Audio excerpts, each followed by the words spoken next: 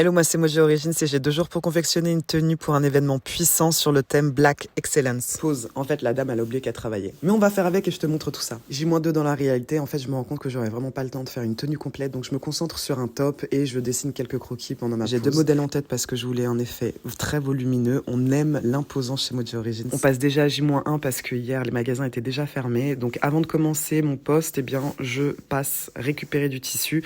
J'hésitais du coup avec de l'organza et avec du tulle. Mon choix c'est très vite fait puisqu'il n'y avait pas d'organza, donc je suis partie sur du tulle. Et je prends ma base de tissu en Milano Luxe. On passe à J0, le timing se resserre. Je prends ma feuille de mesure pour m'aider dans la découpe de mon top. Et là j'enchaîne toute la découpe.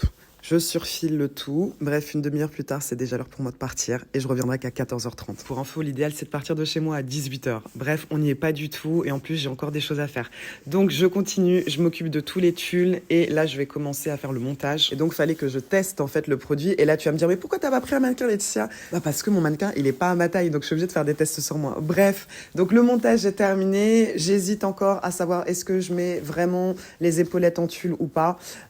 Cette réflexion me prend un petit peu de temps et ensuite je peux aller me préparer et je te montre le résultat de cet événement de malade puissant ETK Nexus au Marriott à Genève. Franchement, c'était énorme, j'ai kiffé et c'était un moment tellement enrichissant. Donc un petit partage pour la création de ce soir qui a fait fureur et j'ai hâte d'en refaire une prochaine.